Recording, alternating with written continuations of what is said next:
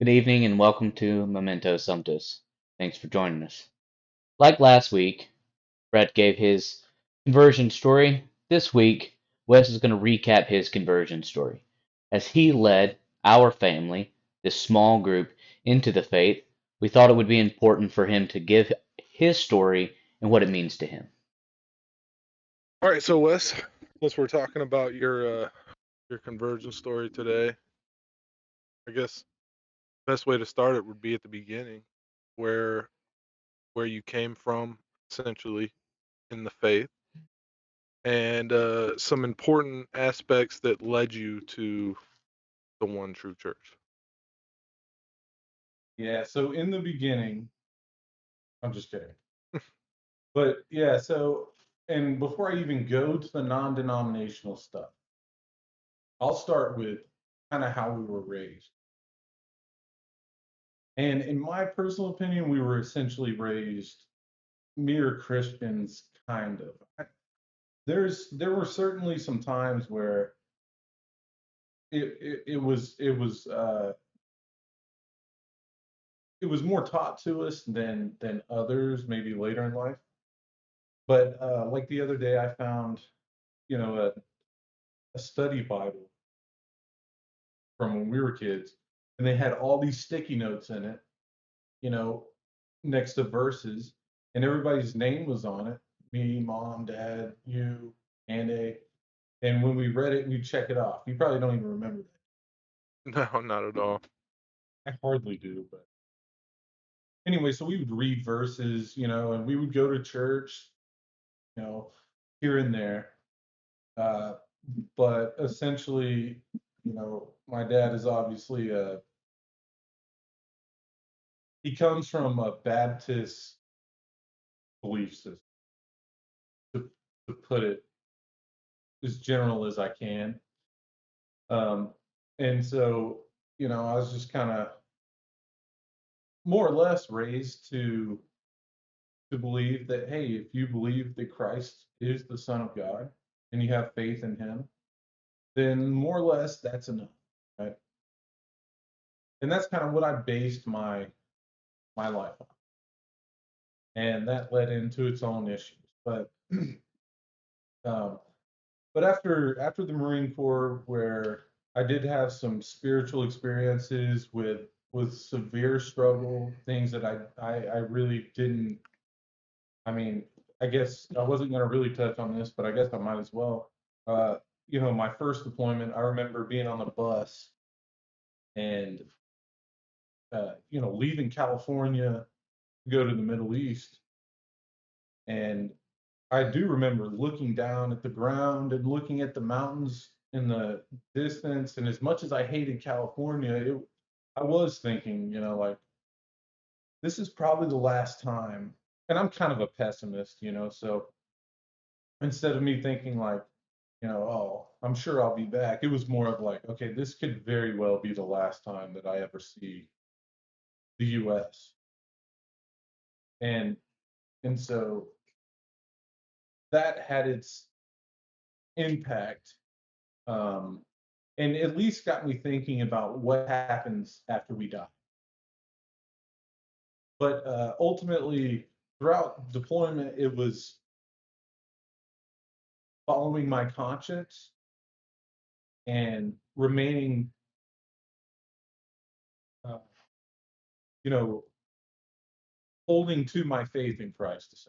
So there was a period where I got literally so depressed that I was so just, I don't know, I don't even know how to explain it to you. It was just so dead inside, and it was just, whatever. But um, I continued to lean on my faith in Christ a bit. It's not like I prayed every day, but I would pray and, whatnot, and I made it through, obviously. But nothing really happened much throughout the Marine Corps, faith-wise, that I can think of. There may be some, I don't know, but really it was, um, in at Auburn. Well, yeah, Auburn. When I was at Auburn, um, a girl I was dating, started trying to get me to go to this non-denominational church, which I was going to keep it secret. I don't see a reason why. It was Church of the Highlands, right? It's a very well-known church in Alabama. In my opinion, there's a great pastor that seems like he's a great guy, and uh, it was it was it was something to consider, to think about. But uh, and he I don't want to just drag this out, but he really focuses on, like, he does this segment, right, where he talks about these new people that come into the church, and at first they're standing with their arms, all modest, and then by the time they've been there for a year or two, they got their hands up on all this. And um, if you know me, I don't do all that. I don't like to. I'm just not exactly charismatic with my faith, ironically. But I mean, to clarify, you're not really charismatic in nature at all, sure, yeah, that's fair. right? I mean, It's not like you dance in your free time or anything. that is Comparative to our fathers who quite love to dance. We did not inherit that. This is true.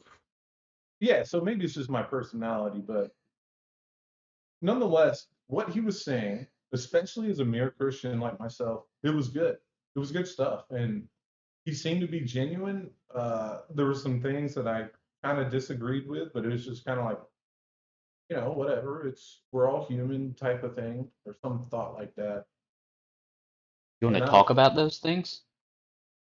not. You want to talk about some of those things? What you disagreed with? Do you even remember? No, because I really don't remember because they were kind of subtle. It was just kind of like he would like interpret a verse and or something like that, and I would just be kind of like, it would be this thought. It would be like, I don't really know if I agree with that necessarily, but I get it. Like, you're still orienting towards Christ. So, so this was more from a logical disagreement on interpretation rather than like a theological agenda or some kind of confessional statement, right? This was kind of like I interpret it a little bit differently, but I can see how you interpret it that way. Sure. Yeah, Right. but it was very minute because I didn't. It's not like I knew scripture that well. It was very here and there. Just every now and then it'd be like, ah. But I enjoy it. I was learning a lot. There was it gave me some hope. It made me feel like I was getting closer to Christ. Um,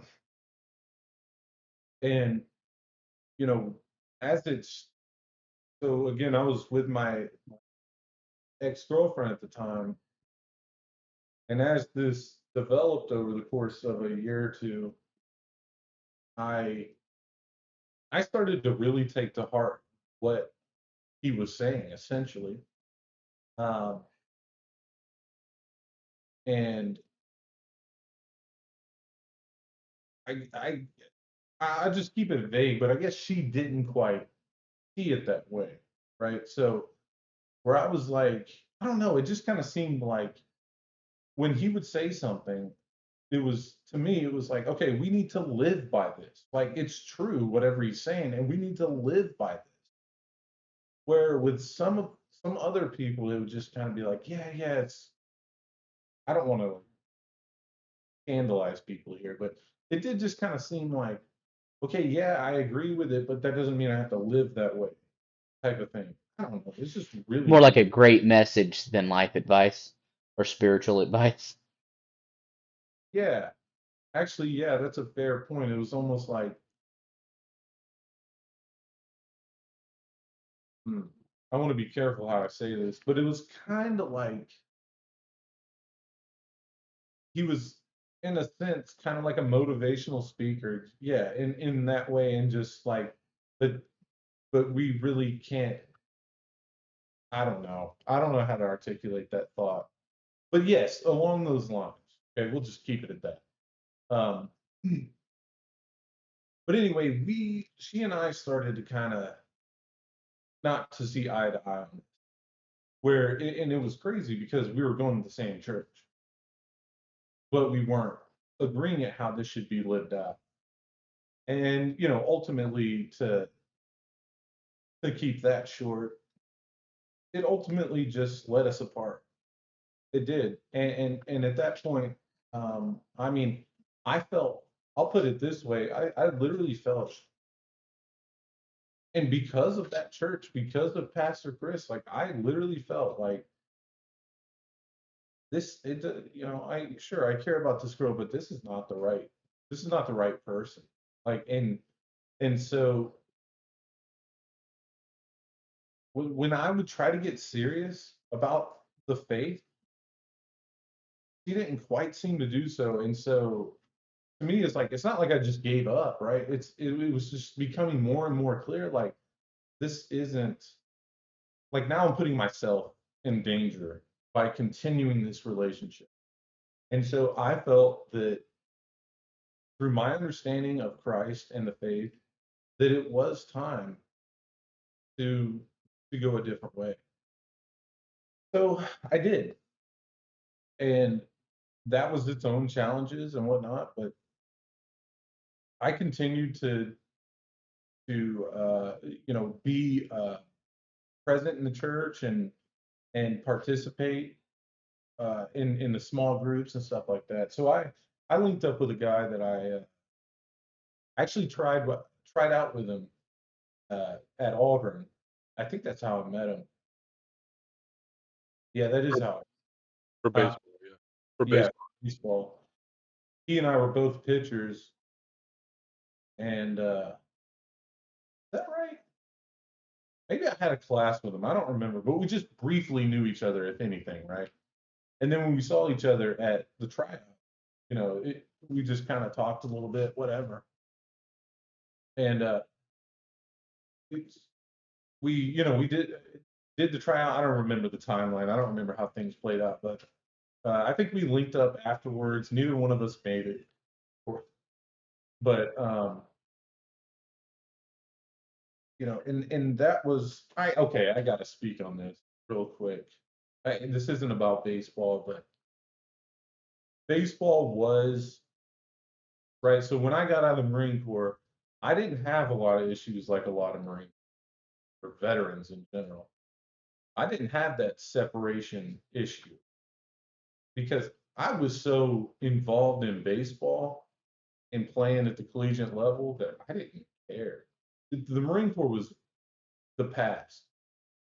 And my goal, as silly as it is to say now, was to be that little miracle story where this old man, that this old salty Marine, which, but comes to a school and happens to make it into the major league uh, baseball and play at the professional level. Keep that childhood dream alive, huh? Yeah, but that's what I was doing in the Marine Corps. So anyway, I kept that up, and when I walked onto the team at AUM, I mean, it was just like, oh, this is a godsend, like this is it. Because I had the work ethic when I was passionate about that. Golly, bro, yeah, sure, I would have downtime and drink alone in my room because I did have some of that, separation stuff. And I would drink alone in my room and not really know how to communicate with people. But I'll put it this way, I didn't care. I was there to play baseball. I wasn't really there to build relationships and shit. So, oops. Sorry. But yeah, I spent most of my time, and I was busy a lot because going to school full time and playing baseball, it was a lot. But even when we didn't have anything going on, like maybe had the day off, like I was at the batting cage and I was a pitcher. Like I would link up with one of my boys that I talked to a few of them. I would link up with them and throw a bullpen. Like I was just constantly at it. and that was my passion. That was, that's what I was there for. And that's literally all I focused on. I was honestly, I was kind of going to school so I could play baseball. That's it. That's really it. Uh, so anyway, when I transferred to Auburn and I tried out, which was that was the reason I transferred to Auburn after having Tommy John surgery. I The didn't know transfer wasn't easy either, though, right? what's that. The transfer wasn't easy either, like getting accepted into Auburn. I don't really remember it. Well, yes, it's okay. So it was the reason I don't remember it is because it was kind of it was it was kind of subdued because I had the whole I was recovering from surgery. And I literally was like, I mean, I wasn't like depressed because I couldn't play because I knew that I was going to go out there and try again. But it was like, okay, I don't know what to do with my hands, like almost literally. Um, but at the end of the day, I knew that once I healed, that my arm wasn't gonna hurt. I would get some control back, hopefully. And so I was still looking forward to this event. And anyway, so I recovered. I was working with a former Auburn coach at a local baseball joint, and he was letting me throw pins with a catcher, and he would coach me, which was awesome. I mean, he's like 6'6", and he's a pretty good coach, great dude, and he actually went to that church as well. That's how I got linked up with him. I don't remember uh, the details, but that's kind of how our relationship developed. Um, and so he helped me recover. I was going to physical therapy up in Birmingham, blah blah blah. So anyway, go to the tryout, meet this guy and Parker, and anyway, he goes to church around as well, blah blah. Well, didn't make the team. And at this point, I had already decided, like, okay, there's a good chance that I might not, even though I was throwing a little harder. I had more control. I did lose my curveball, which still just because I'm getting off on a tangent here, but All the baseball fans are loving it. maybe, yeah. But at AUM, which is NAIA, or was at the time, I was throwing like 87, 88. Well, maybe that decline was the worse my arm got, but and to them that was hard. I mean, well, it wasn't like we still had a couple of guys that threw 90 and whatnot. But anyway, so you get to Auburn and I'm throwing 87, 88, and they're like, where's your curveball, homie? And I'm like, yeah, no, but see my two seamer, it runs like crazy. Like, yeah, but where's your where's your curveball? And I was like, I don't, since I had Tommy John, I don't know why it just doesn't fall off the table anymore. But okay, so done with my tangent. We're reminiscing. Yeah. Anyway, so I'd already decided because there was a fair chance that making it at Auburn as a walk-on is extremely hard. So I'd already decided I'm going to transfer to business, school of business. And if baseball doesn't work out, then I'll focus on school and finish up and go into business and whatever that looked like. Well, I had no idea that the the impact that was going to have on my life, to be quite honest with you. I mean, when it even took me a few months to realize that, like, I literally don't know what to do with my hands. Like, I don't know how to, like, I'm just going to school. Like, I don't, like, I just have to pass, which was not easy at all for me. But still, it wasn't. I just had all of a sudden all this free time, right? But I also lacked the passion to do anything. Um, I do love business, but I didn't have that passion like I did for baseball. And so it took a few months, but I started to realize like, wow, I really don't know what to do. And that kind of led into a bit of a depression. But nonetheless, I remained in the church. You know, I kept going to church, and I, I never lost faith or anything. I just saw it as a very difficult challenge that I don't know how to get out of this. Um, and I crawled to the finish line at Auburn.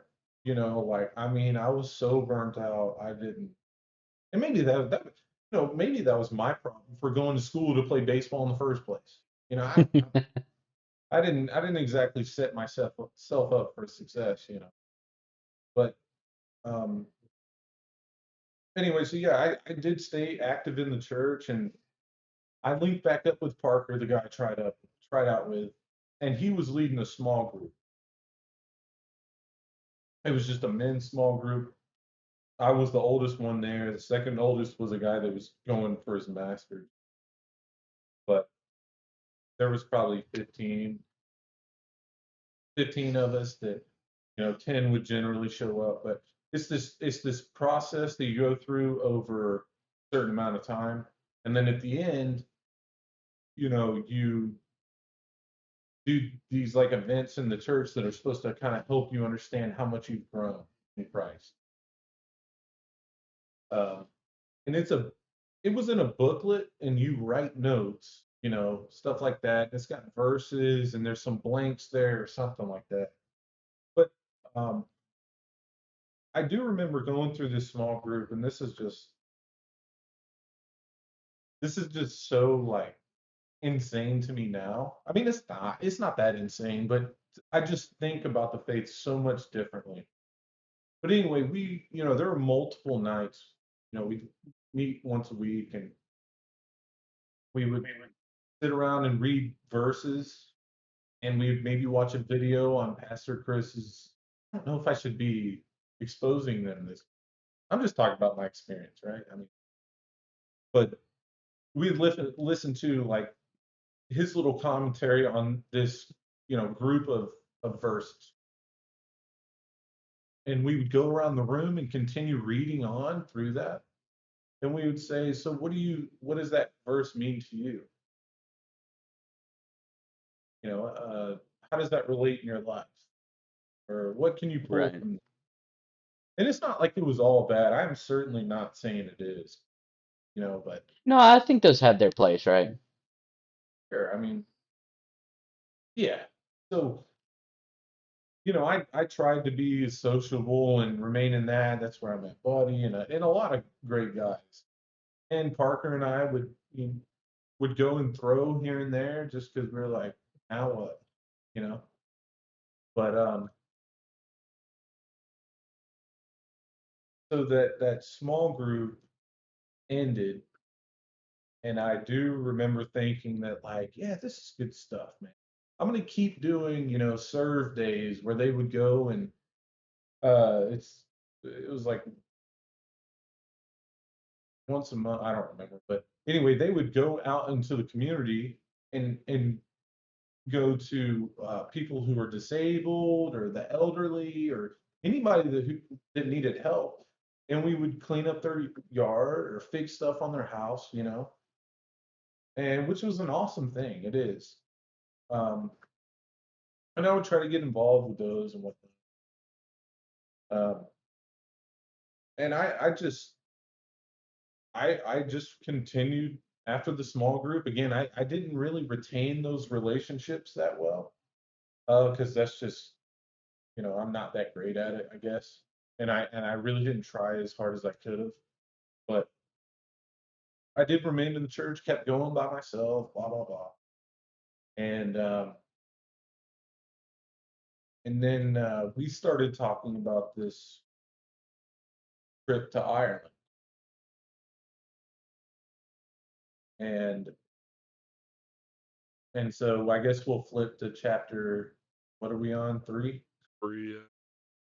Yeah, so before we go on the Ireland thing, just to go back a little bit to paint a picture of what I was dealing with, um, leading up to Ireland. So again, I started the loss of baseball. That sounds so pathetic. It sounds like idolatrous, you know. But that loss of working towards something every day was gone, and I was just going to school, and that basically I turned in on myself rather quickly. I was drinking a lot, and I mean alone. Like I wasn't, I wasn't going to, the bars, anything like that. I was just living my own little internal life. And essentially kind of alcohol became my best friend. I mean, I wouldn't say I was an alcoholic. I just didn't know what to do, so I drank. It was just a boredom thing, really. Um, but again, this I was still involved with the church, and that's not what the church was promoting. Thank God. And so I kept trying. I would. Well, I started linking up with the other veterans at Auburn a little bit more, and knew that like I'm driven by having a bigger purpose, right? And so I just kind of tried to. Okay, I'm still getting ahead of myself. So basically, during that time where I was downtrodden, is that right? But just completely just isolated, really isolated myself. I started riding horses. I saw some programs where veterans were getting healed or finding peace. I'm not mocking it. I'm just saying, whatever that means to a person. And I was like, "Yeah, I want to ride a horse, and I was playing Red Dead, or maybe no, I was I saw Tombstone during this process, and I was like, why don't I know how to ride a horse? Like, let's get it. So I did start riding horses, and the guy that originally taught me to ride was a Methodist, um, Joe. Uh, you know, he kind of, he and I would talk about the faith a lot, and um, so he kind of helped. He's not a veteran, but he kind of helped, show that correlation with faith struggle and horses, in his own way. So we continued to do that. I started riding horses, well, that was the summer, so I get ready to go back to Auburn, and Joe's over there telling me, like, dude, like, Auburn has one of like the most insane equestrian or the veterinarian, presence in the country. Like, what are you doing? Like, I'm sure there's people over there you can ride with. So I did. I reached out to a few people. Ultimately, there's no reason to drag this out, but essentially, I found a lady that was willing to let me ride her horse for free, and I was going to do some work in the stables, clean up shit and whatnot. Um, and her husband was a ranger, and I never really talked to her husband because he was so kind of antisocial, which was fine. Um, but they were willing to help me because I was a veteran, and I told them that I was kind of having my struggles. I didn't get into details, so they let me ride. And I told her, they were interrogating me about, or she was, about how well I knew how to ride. And I was like, well, I mean, I'm still like a beginner, but I learned to ride by playing polo cross. And she was like, oh, you're fine. I was like, are you sure? Like, okay, let's get it. But in polo cross, you're hanging off the side of the horse and going fast. And so she was like, okay, that's fine. You can take Goose. He's a pretty reserved horse, and you can go and ride. Do whatever you want. You know, but sign this waiver. So um, I kept riding there, and I kept getting better. I rode for about a year, and well, I guess a year, but at this point, I was coming up on my senior year,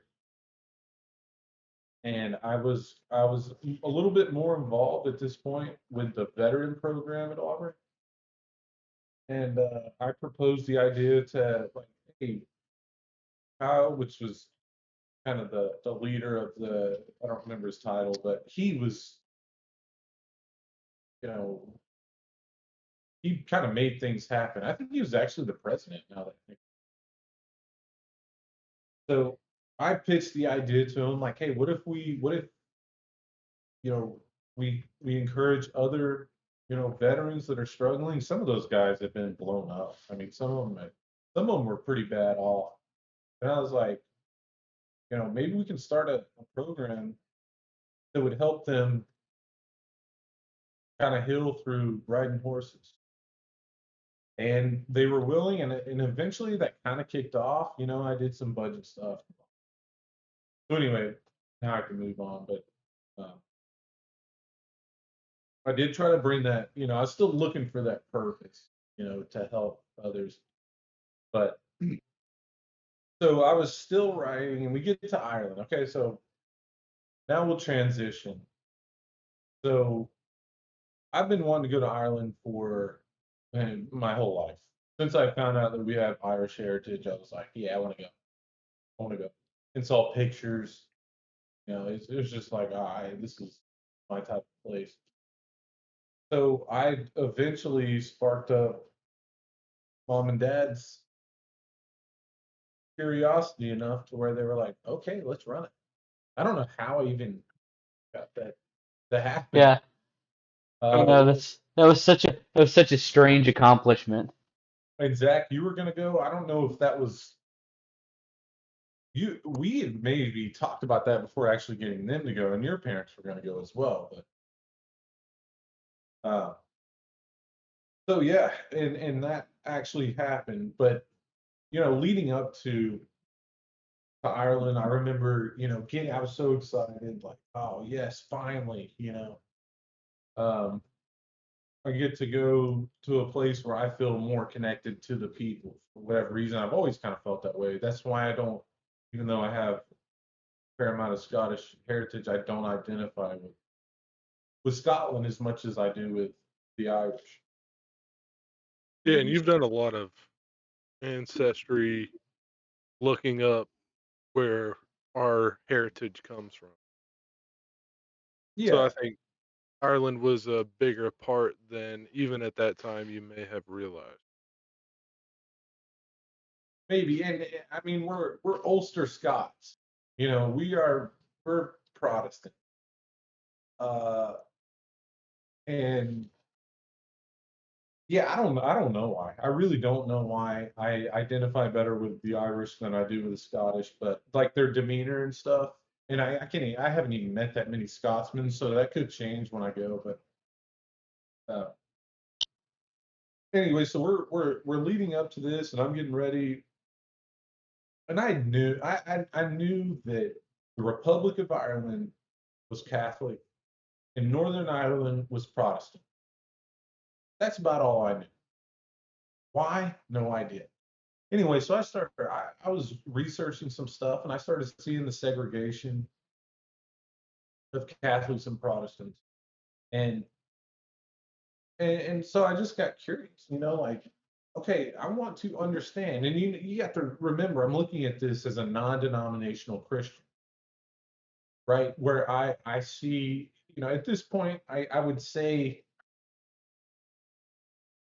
so when I was in Ireland, I identified as a Protestant. Like this weird thing that, like, I would say that yes, I'm Protestant, but I agree with the United Ireland, which was like two like polar opposite things in Ireland, but I didn't know Yeah, and that. at this point you hadn't done any research on the Catholic faith, to my knowledge, right? If Uh, it was brief. no, no, I actually did the research after we came back, but the only research I knew was how can two Christians that I knew, the only research I did was how can two Christians hate each other to the point of killing one another.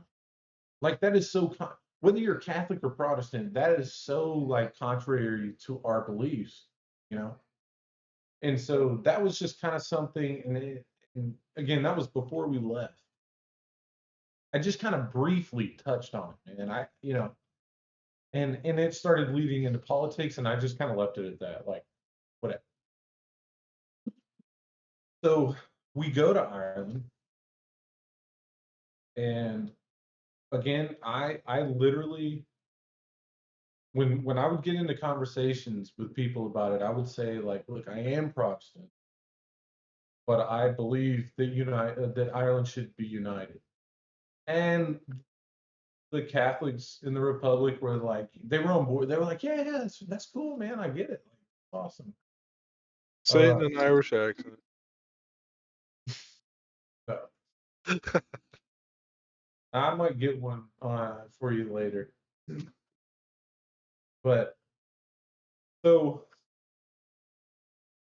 I knew it existed. Okay. I knew it existed, but I was not there for that. Okay. All I knew was that, hey, I am Protestant. And most likely my ancestors could have been Catholic.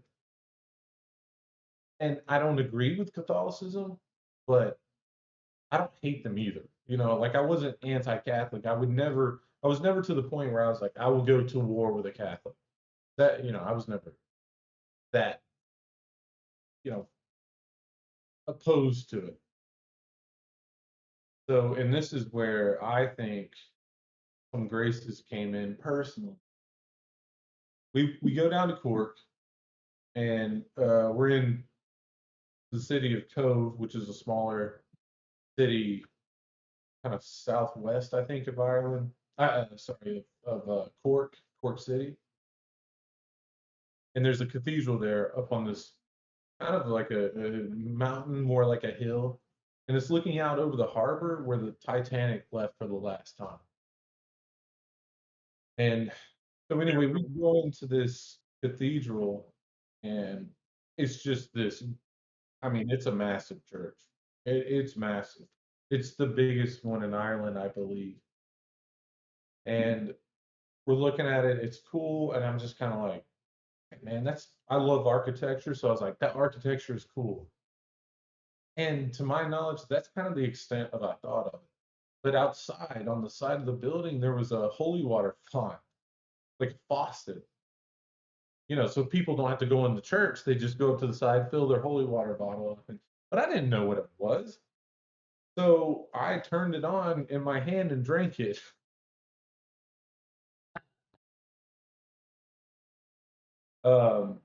Yeah. So I think there was some graces that were gonna follow after that, but What was the church called, by the way? Cathedral. it's Saint not Coleman, but like I would have to look it up.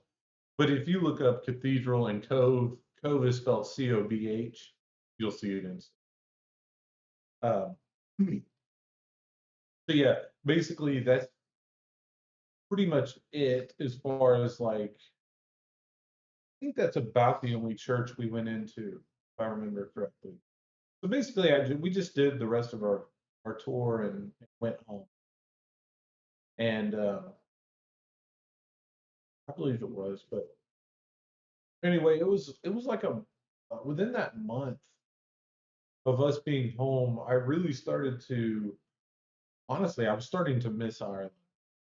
And somehow this research led into Catholicism again, of course. You know, and we did go to Northern Ireland, and now we stayed with Catholics in Northern Ireland. So they were the ones, when you have conversations with the Catholics in Northern Ireland, that's a general statement, but it's usually like they live surrounded by Protestants, and I'm gonna get probably I probably won't get death threats, but in my personal opinion, I did leave Ireland thinking that the Protestants were the ones that were probing issues and not the Catholics. And so, along with the holy water and the Catholics being the ones that are not trying to start shit, in my opinion, um, that was enough to get me thinking like, why is the great people we met in Northern Ireland who are Catholic, and they like know which pubs not to go into, and it's just like, why? So I was missing Ireland within that first month, and I just started researching this stuff. And I think it was about this time where I started really kind of understanding that it's not about beliefs, right? The Northern Ireland and Republic of Ireland are not, they don't hate each other because they're Catholic and Protestant. They hate each other because of their politics, in my opinion. Yeah. Um, From an outsider's perspective, that's kind of how it seems. yeah, and I would say the Irish would describe it that way too, but you know, they describe it as, "Oh, are you Irish, or are you Catholic or Protestant?" I mean, they don't just go up asking people that, right? But if they were, if somebody identifies as Catholic, they're like, hey, United Ireland, pretty much. They're right. They're for a United Ireland. Whereas if you have somebody that says that they're a Protestant, they want to remain in the Great Britain. Great Britain? Yeah. Yeah, Great Britain, right? So so it is UK, yes. Um, yeah, that does make more sense. But I do get those mixed up quite often. Anyway, I left, and that's what I perceived. Okay? That I thought that the Protestants were kind of the ones that were poking the fire, and I'll be honest with you, now I'm about to piss some people off. I was literally thinking like, bro, if you like the United Kingdom that much, go to Britain. Go. This is Ireland, man. We're gonna get death threats. But anyway, But back to the moral of the story, politics aside, the conversion aspect. sorry, I told you I get off on a tangent now, yeah. Yeah, wanted to put you back on the rails. Yeah, so that month I was missing Ireland, started researching this, and at one point I was like, I just stopped and I was like, I don't even know what Catholics believe. Literally, I don't. I heard some crap about Mary. That's it. That's all I know. The And caricature that they worship Mary. not That really. was that was Not, what like one of the first things I heard about Catholics. I mean, yeah, I heard that was about the only thing I'd heard, but I didn't really necessarily. Maybe, yeah, maybe you could say that, but I really was just kind of like, I don't really know if that's what they really believe. I was kind of skeptical. So, anyway, so I'm looking up what do Catholics believe, and the first one to come up. All right, now I'm about to get back on track. Sorry. First one that comes up is the real presence in the Eucharist, and I literally read that they believe that, and I was like, that's insane. That's insane. Well, coming from a non-dom perspective, this was world-shattering.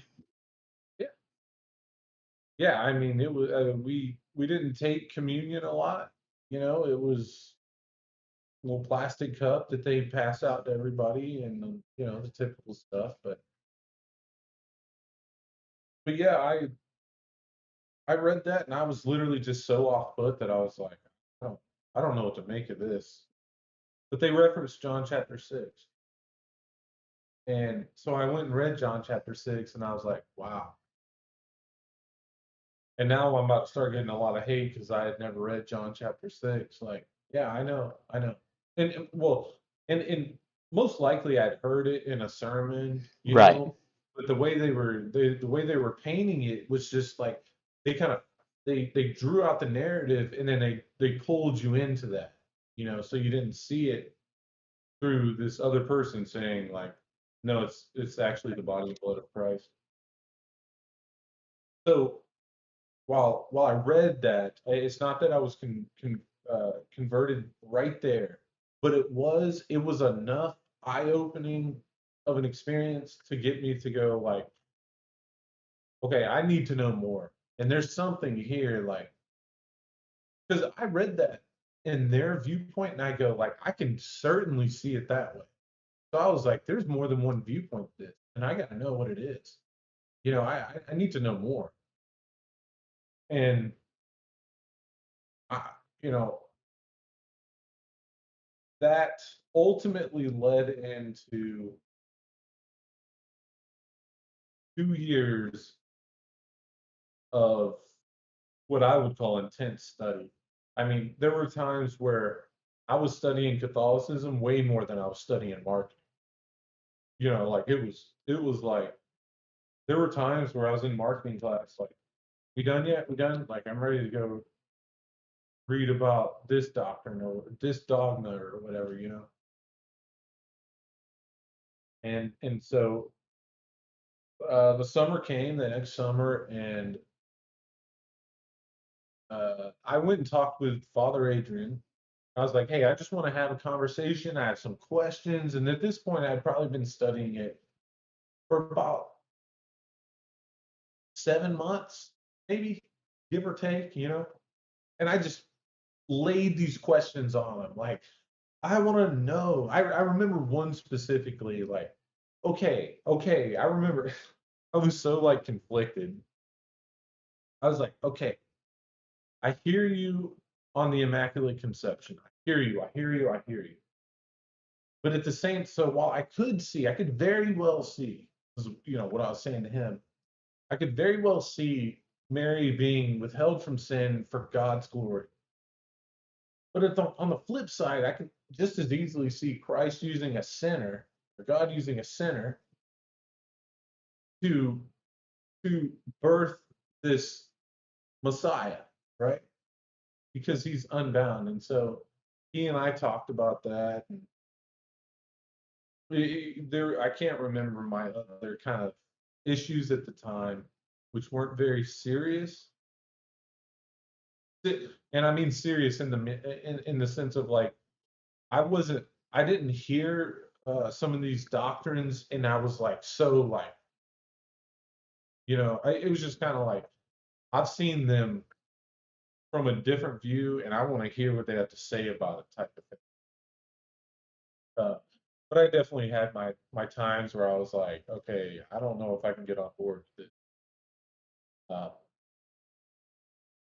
so I think I started to go into mass that summer, uh, here and there. And essentially, by the time I got back to Auburn, I guess that was about a year mark, and I was like, okay, I think I'm gonna convert. I think this is the right thing to do, or at least go through RCIA. You know? Do you want to talk any about your first attendance of mass? Yeah. Well, Send it it. depends. Do you want to know like the first time I attempted to go to mass, or Yeah, like?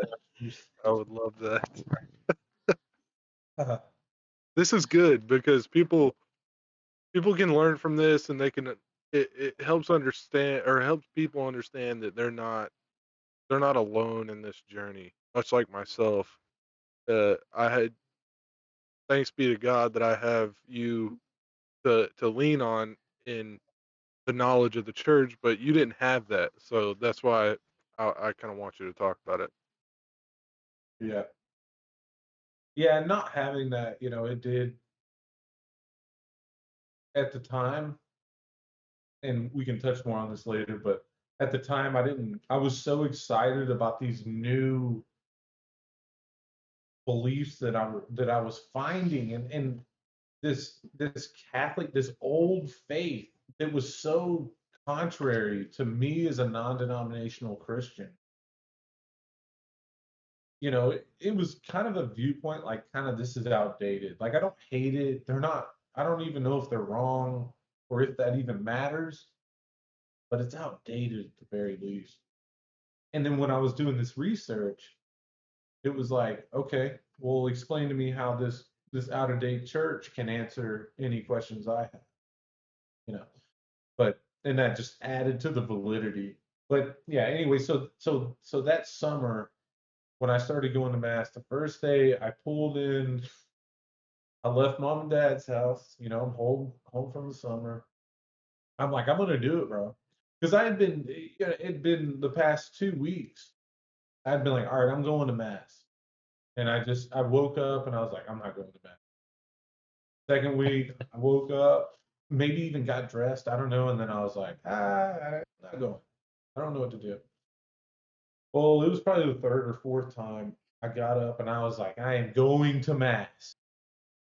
And so every bone in my body was like, don't go to mass. Not every bone, but it was literally like this pull, like, no, they're gonna do this, gonna be this, you don't know what to do. And I just remember the time that I actually drove there, I was walking to my truck and it literally felt like every inch of me was saying, like, don't do it. Don't do it.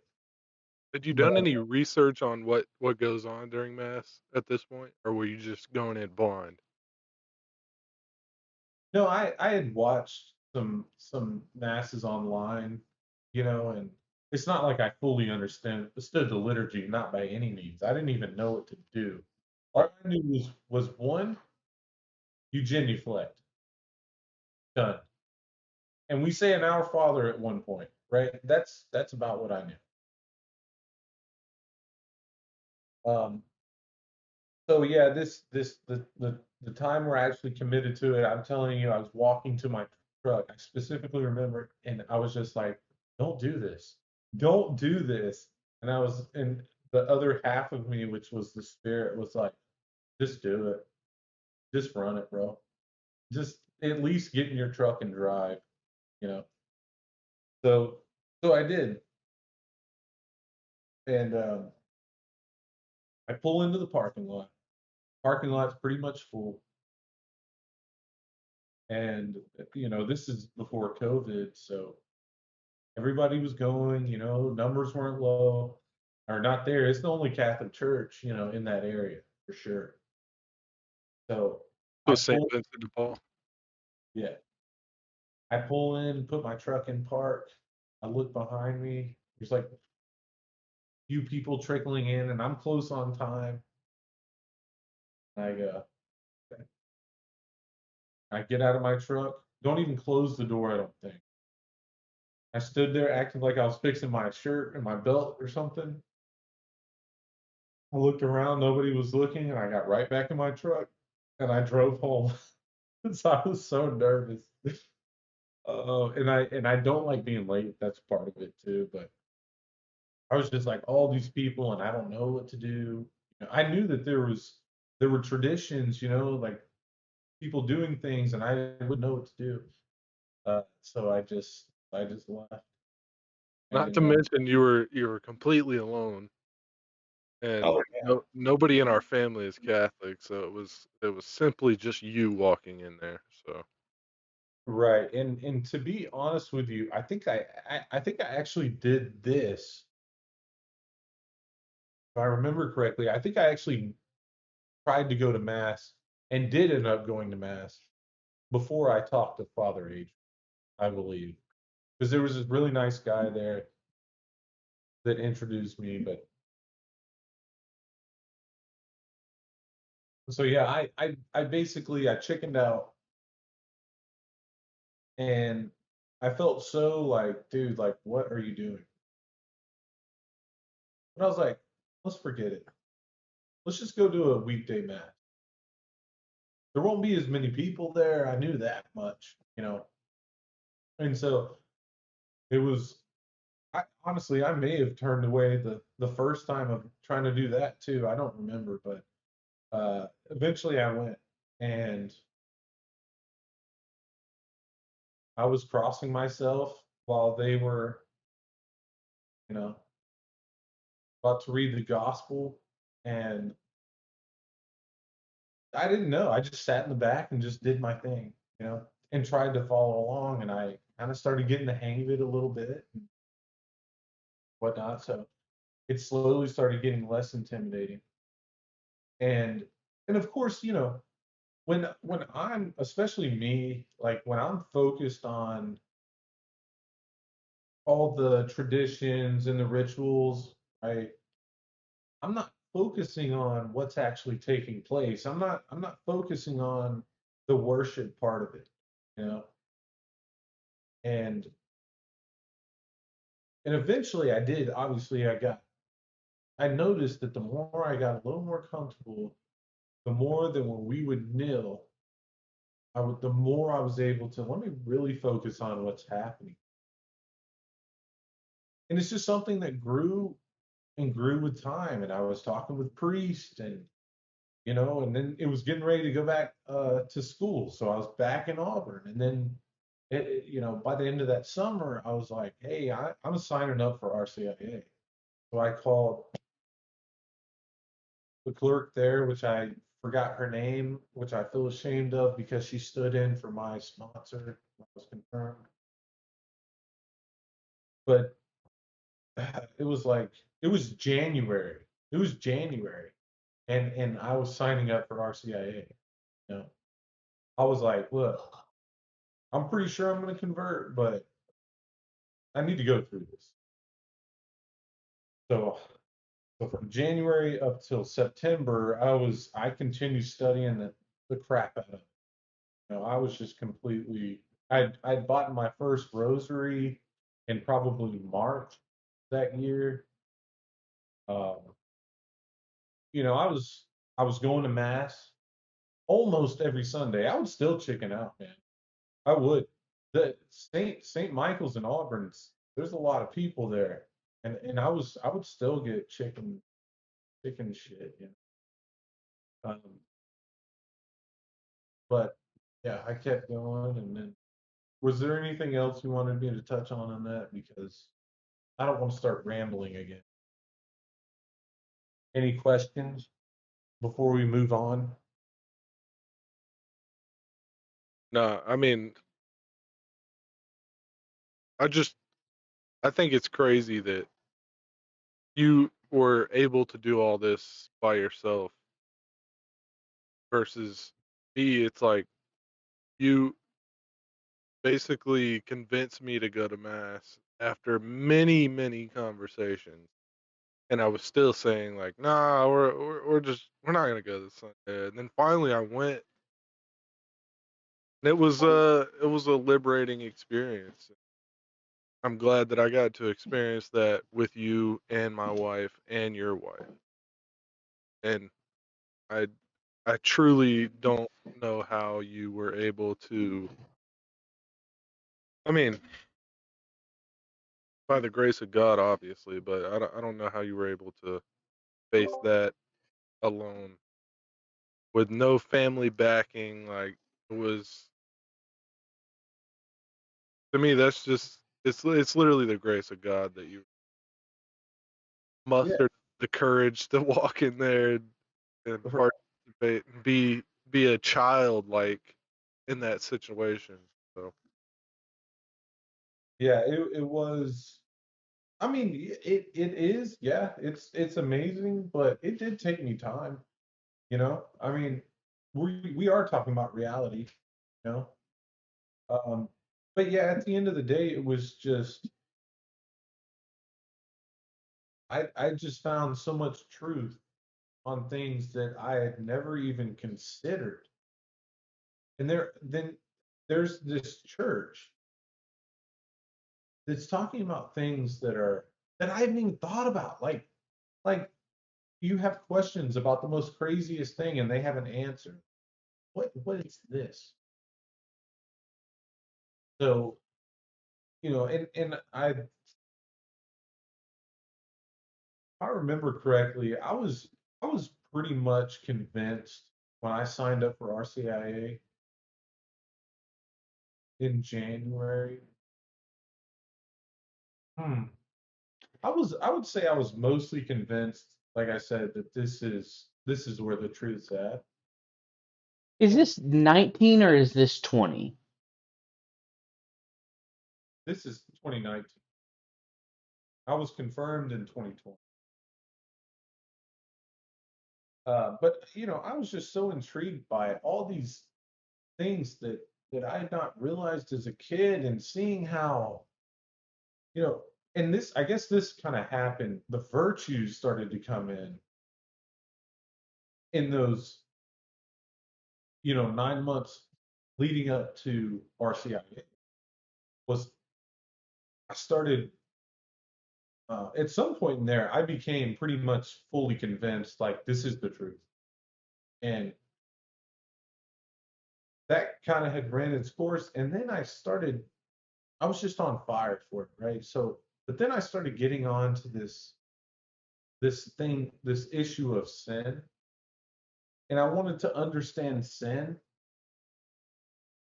and which is an odd thing for us to say, as humans, but um, I did want to understand sin because I started seeing that there's layers, right? When you understand that there's mortal and venial sins, like, to me, it was naturally like, you know, why is this a thing? Why is one sin less than the other at the root of it? And it was through that study that led me into the virtues, and then the virtues was really what was like, we so I'd say I had a little bit of this thought that we're not just Christians living here on earth blowing around with the wind. I would say I had some of that, but when I got on the virtues, it was like it became clear that this is a constant battle between good and evil. Like, the more we sow to the spirit, right, and the more we sow to the flesh, like, those became things that were so, like, just life changing to me. Really, it just really changed the whole way, that I perceive things. And that's why today you'll hear me, you know, contradict a guy that's having sex with women outside of wedlock. I'll, and I'll try to get him to see another side. That is really the reason, because the virtues are what, like, let me know, like, you're not just doing wrong, or you're not just doing right. Like, there is more to this than you even realize. There's a whole uh, level of existence that we're just scraping the surface of. We're little peasants, you know? I don't mean that literally, but there's just so much there. And when you run those virtues, to me, you will never outgrow the virtues. You won't. I don't think you ever will. Never. And to me, that's one of those signs that lets me know that it is something that God uh, has ordained through His church for us to experience those virtues, so that when we face Judgment Day, right, we can say that, hey, I knew your virtue, and yeah, I fell short, but I fought for them. But God willing, we fought for them, every day. Um, Yeah, and yeah. these virtues are ancient. That's something that just hit me Oh, recently. yeah. How ancient this really is, and how far back this really goes, and this uh, Protestant quote cult like sacrifice and ceremony that we do during Mass it's an ancient tradition, truly, and I say it because I just now have really understood the fact that it's such an ancient tradition that God has bestowed on Saint Peter and has passed on through apostolic succession. And it really gets to the depth of it, and that goes back to the virtues. They go back so far, and us having to follow those. And I think that the Protestant faith is really just, it just doesn't go in depth to the level that it should.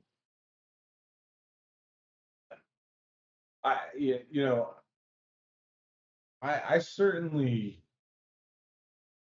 So when I was non-denominational, I mean, yeah, there was some virtues there, right? We were trying to serve other people and trying to live a better life in Christ, but not to this extent, not even remotely to this extent, to where literally as Catholics, the virtues define our entire life.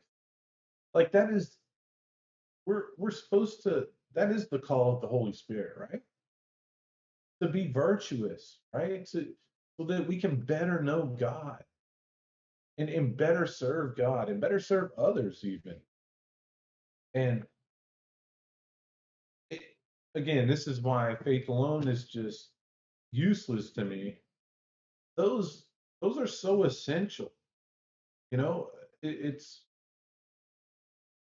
you cannot. I don't know how you can have. So Protestants are so keen on talking about a personal relationship with Christ, which is good. I don't know how you can have a real relationship with Christ without the virtues. I don't think it really. I don't see it. And I know there's plenty of Protestants that will say like, well, that's not what we believe, and that's fine. I'm not trying to encompass every Protestant here. I'm just talking about my experience, and I've never. I've had faith alone shoved down my throat for my entire life, and that was the nonsense that I bought. Uh, and then here Christ comes, and through His church, kind of slapping me on the wrist. Actually, they weren't even slapping me. They were like, "Look, check this out." It was more of a gentle thing, but they were like, "That thing that you thought was so wrong. Let me show you what it can do. Let me show you the fruits of those beliefs." You know, and ultimately, on faith alone specifically, I started seeing personally how I believe that faith alone can be easily used by Satan to influence us in the evil way, much easier than it is for, well, okay, I don't want to say, but okay, I'll say it. But in this sense, I think it's more likely that Satan will influence us in an evil way through faith alone than for God to influence us towards Him through faith alone. If that makes any lick of sense whatsoever. Um, so yeah, that's another subject again. So it was just this process of seeing more and more and more. And again, I wasn't anti-Catholic.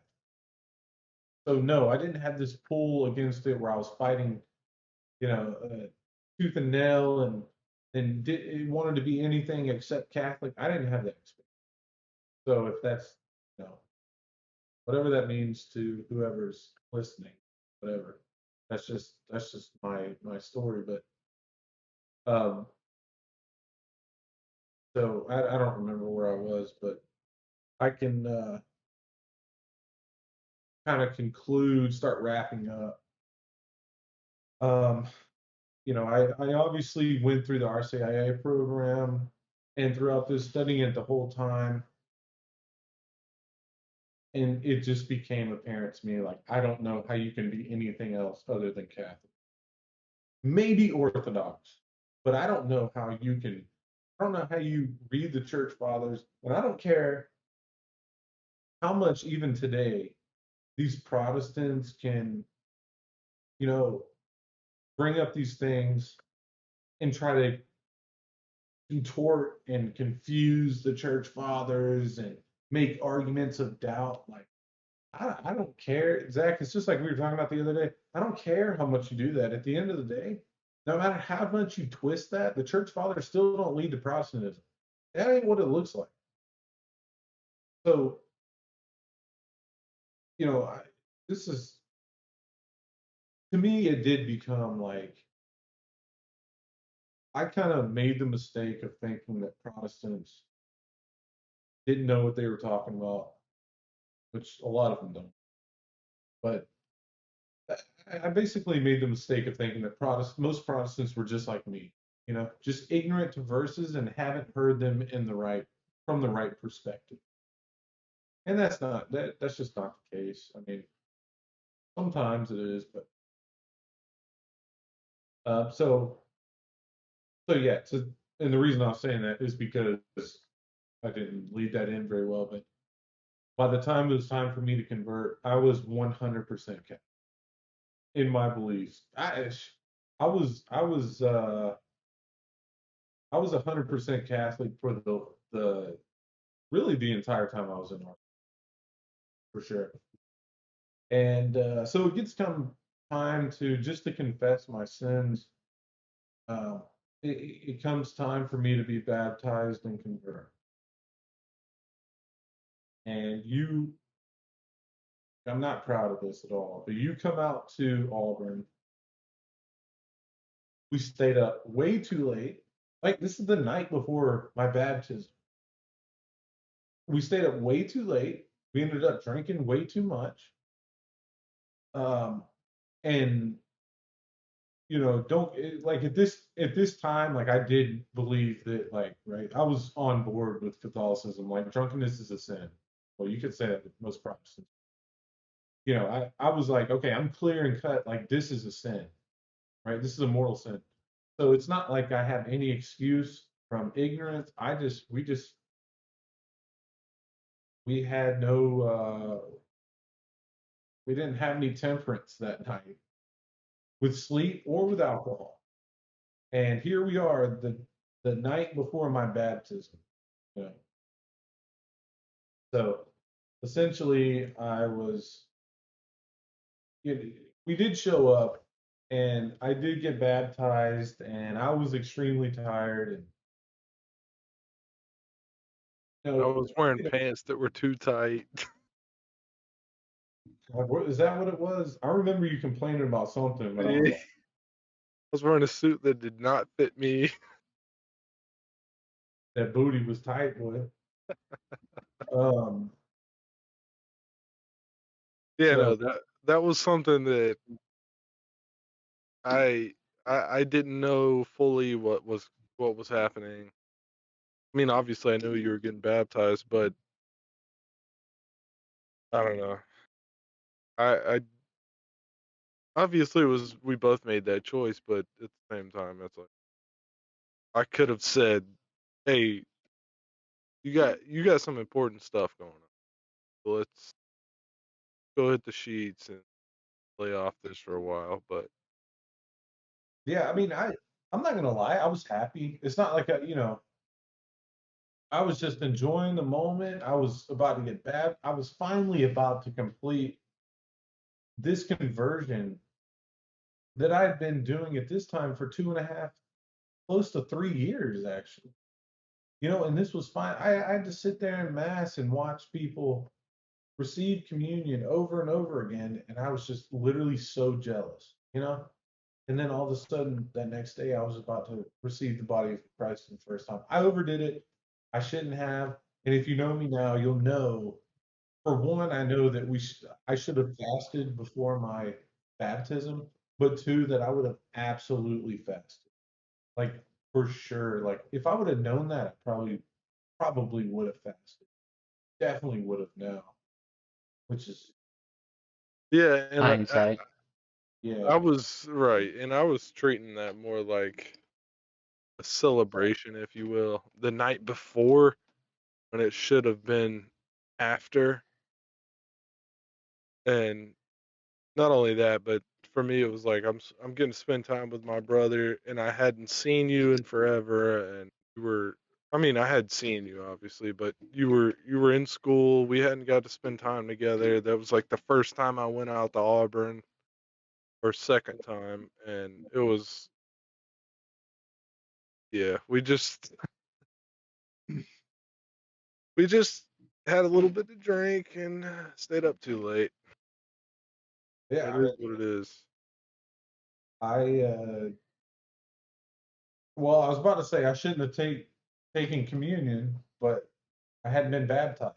So, and by the way, don't think that I'm saying that I went and got drunk because I knew that I was getting baptized the next morning. That is not what happened at all. It's not. It's just like you said, we were just having a good time, celebrating what was going to happen, and we just overdid it. That's it. I certainly was not. I don't even know. I guess that would be abusing the Lord's forgiveness. But yeah, I didn't. There was none of that intention involved at all. Just to let people know. Yeah. But um, but yeah, after I got baptized, yeah, it was. I guess I'll conclude with this. I already said I was going to conclude, but I did remember we started a little late, so got a little time before y'all fall asleep. Um, I'm fine. but just to wrap up, I guess that happened, and I experienced this roughly 40 days of where I don't know why. I still don't to this day really know why. But in that 40-ish days following my baptism and confirmation, I felt not spiritually dead. That's not. I sometimes I use that, but that's not really exactly what I meant. Uh, but rather, like I like felt abandoned, kind of. I felt left to my own demise. Um, it it was almost like I had been dealing with so much habitual sin that like now because I was baptized, it was almost like Christ was letting me know through the Holy Spirit, like you're doing very severe things. I don't know. I mean, I'm speculating, obviously, but there was that period, and then I forgot to mention that COVID happened, you know, a month before I was confirmed, or give or take a month. So everything kind of changed, and I wasn't really able to go to mass. When I got confirmed, it was just Father Farmer and you guys, the family there. Um, but it was after those 40 days, and I don't know why, but things started to click, and I wasn't taking communion. That was another big thing that I don't know if that how big of an impact that had on that whole. It was just a weird situation. Anyway, I so those 40 days and that was ironically around the time that I did my first confession towards that end of the 40 days. And so maybe there was some part of that, but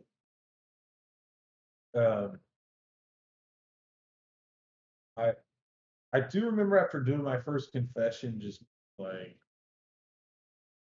I don't really feel any different, but something's clearly changed, right? Like I just wasn't in tune with the spirit, I guess. That's the best way I can like it took me time to become indoctrinated by the Holy Spirit, really. And and those that forgiveness was I could tell. I felt something, but it wasn't like something overtly obvious, you know? But yeah, anyway, following that, my first confession, then things started to get back on track. And, I was able to start taking communion again. And then things started really to develop. And everything was all high and mighty. And oh my gosh, and this is the fantastic part of my life. And then the struggles came again, and now I'm still like, oh my gosh, this is one of the greatest things of my life, but I'm also in the suck, so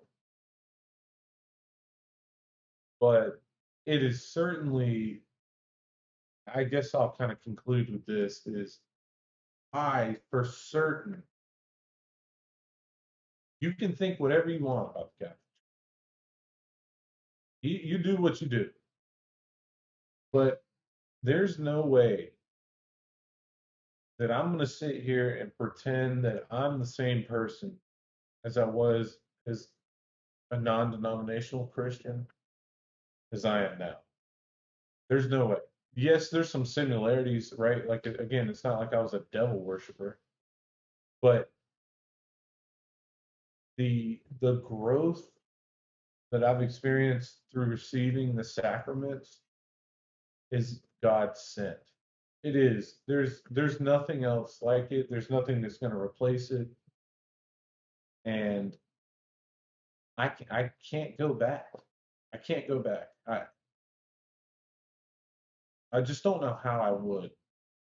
Only the dog returns to its own vomit. I'm just kidding. Zach, I just said that because I know you would hate it.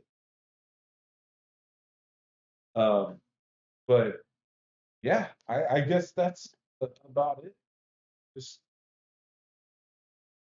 I believe rationally in my mind. I believe in my heart, and I think that through reality, through my own actions, that this is all proof that the Catholic Church is the one true church that Christ established. And there is nothing I can ever do to thank God enough for bringing me back to that. And it's probably been since the Reformation for some of our family members, since we've had a Catholic in the family for some of our lines, but there is just there's no going back for me. The And start of a new generation. yeah, it kind of is. Like I'm definitely excited to see, and there's gonna be struggles for sure. It's gonna be challenging, but I am excited to see, what my family looks like, my daughter and my kids in the future are gonna look like being raised in a Catholic household, and hopefully, God willing, they serve Christ their entire life. So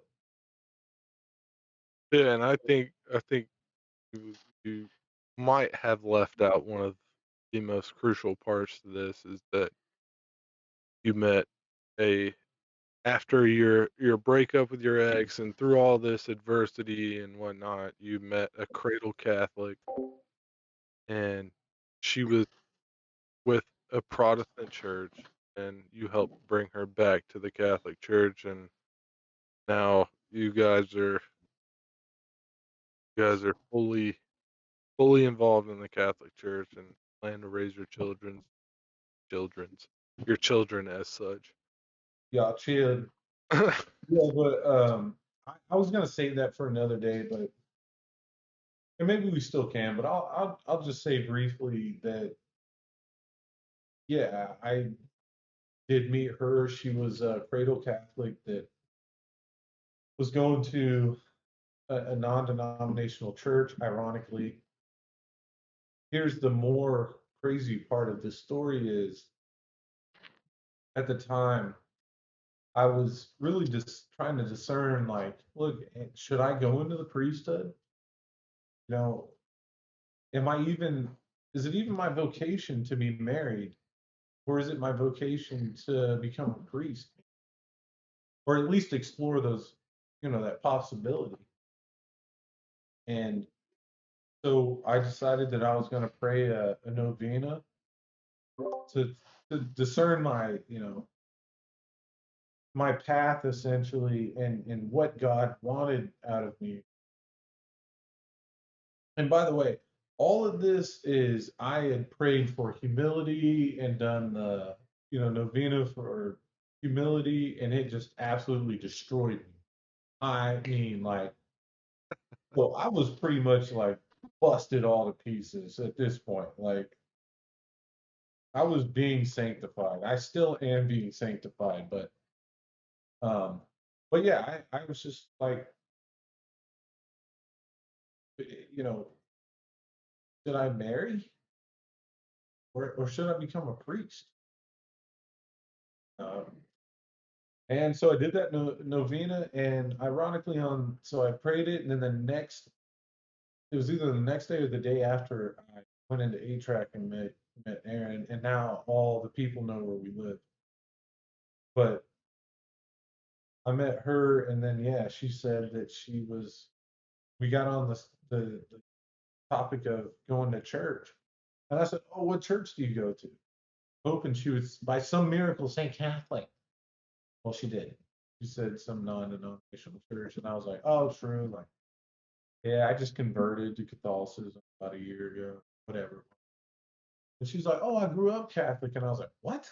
He said, "There's hope." Yeah. Yeah, but long story short, she is a devout Catholic now, and it's one of the reasons we got married. It's one of and she and I were talking to me the other night. Neither one of us are entirely sure that we would have gotten married if we weren't united in our faith, because we did have a lot of disagreements, and I'm not one to really compromise on my beliefs. I don't really do that. So, and it's just like when we were talking about, you converting before Emily. Like for me, that would have been like a knee-jerk reaction. Not that that would have always been good, but like to me, and that also probably could have, the way I would have handled it, probably would have maybe had some repercussions on my relationship. But that's just kind of what type of person I am. Like if I feel like anybody is getting in between me and God, like you face you face getting cut off. Yeah, We didn't get through the final round. and there's scripture on some slight scripture on my situation, and the if she's willing to stay with me during my conversion, then there's no need for a divorce, and vice versa. If she was to convert and I was willing to stay with her, there's no need for a divorce, because I think there could be, obviously I have faith in God, and I trust that He will work through her in ways that she can understand, and maybe that I can understand. But it's there's the Catholics believe that divorce is okay if certain aspects are to come to play. And one of those aspects are conversion without your spouse, and your spouse wants a divorce because you're converting.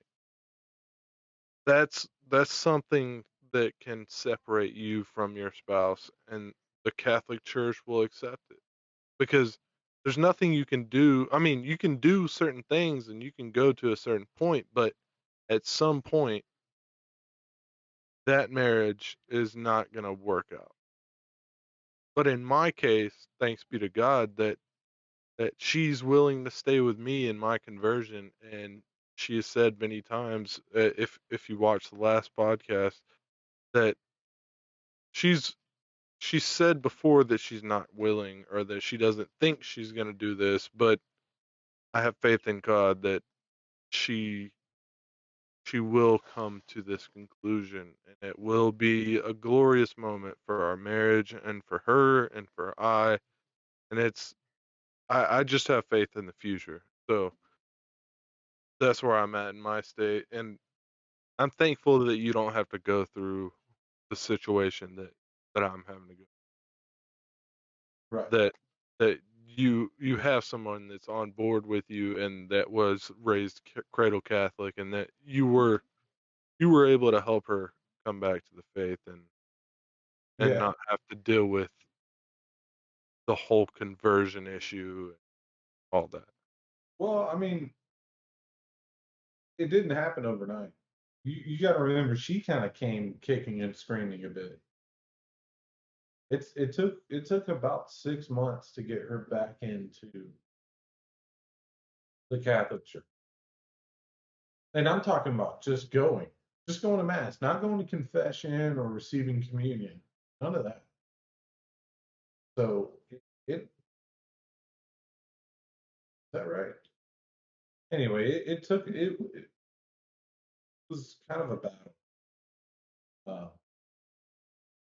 but yeah, it's it's definitely like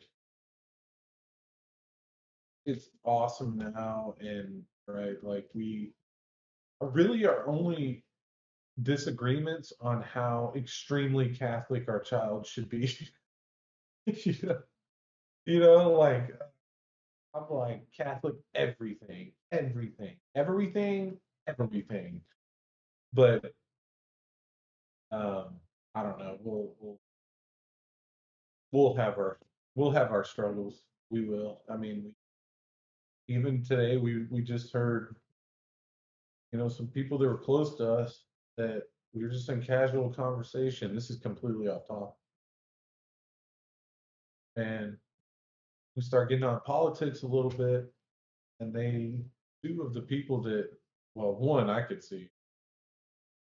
I'm fairly judgmental of this person, but um, the other one I'm not, and I didn't expect them to say what they said, and it really kind of broke my heart. But we got on politics a little bit, and they start saying that they don't think abortion should be illegal, and that women should have the right to choose. And I was just like, I was like, do I bite my tongue, or do I do traditional West and just blast them? Just be completely unreasonable, or do I just find an opening, and if it presents itself, then I creep in? And luckily, I did the third one. But man, the reason I was saying this was because Aaron and I were both in the conversation. Aaron didn't say anything, where I was like, okay, I need to say something, you know, and I mean, Aaron did say like she felt bad for not, saying anything, but at the same time, it's like she doesn't want to like piss people off. I get that, but That virtuous mindset. yeah, but it's also virtuous to speak up for the unborn. Yeah, I that's what I'm saying. I essentially just ended up saying, like I believe that life starts at conception. And anyway, that's another topic. But Yeah. um, it was just it was interesting to see how she and I, you know, uh, present our faith to others, and how different it is. Where Aaron's much more like, I don't want to offend anybody, and I'm more like, screw it. Yeah, so I wanted you to have the ability to kind of share your whole story before I started asking questions. But one question that really I think is paramount to understand is you and me knowing you, I have the the historical information, but in between your relationships, the two that you mentioned, there actually wasn't really any other relationships. You took that time and I mean, even when you and Aaron started talking, that wasn't planned. You weren't out looking. You were almost fasting relationships, trying to get you right. You and I had several conversations about that. So, all of that said, can you imagine any other route that could have been taken? Do you see any other virtuous action that could have taken place to prepare you for Aaron than what had actually happened? And again, just for everybody listening, again, not knowing where Brett stands, but Wes and I don't believe that there was like one other person made for you, like a soulmate. Um, so speak a little bit about that. How ultimately, how do you think the Catholic faith, your virtuous actions, your conversion, your faith journey prepared you to be appropriate to actually marry or to even take a relationship serious? Before you start, Wes, I just wanted to say, yeah, I'm in agreement with that for sure. Um, and I wanted to bring that exact conversation up earlier because there was a point in time where you were essentially, like you said, fasting relationships because you were focused on God. So yeah, go ahead. Yeah, I'm just not. I don't. Part of me feels like I'm just a loyal person in the sense of like, if you really, if you really felt something for someone, then you don't just go and just move on to the next person. You you take the time to give them that respect, and for yourself respect to give that time to understand, hey, this did mean something to you. It wasn't meant to be, but it did mean something to you. So it's that grieving process, I guess, a bit of that. But as far as uh, to be honest with you, I don't know if I'm not Catholic, I don't even know if Aaron and I ever end up together in the first place. And I certainly wouldn't have been on focused on finding a spouse, as I've always kind of been, focused on that. Like, you know, you want to be with a virtuous person to some extent. Like, I cannot, I don't. It's like in Proverbs. Is it Proverbs? I can't be with loose women. I cannot. I can't. I'll get jealous. I'm competitive. Like it can't happen. And so I was always kind of on this, looking out for this girl that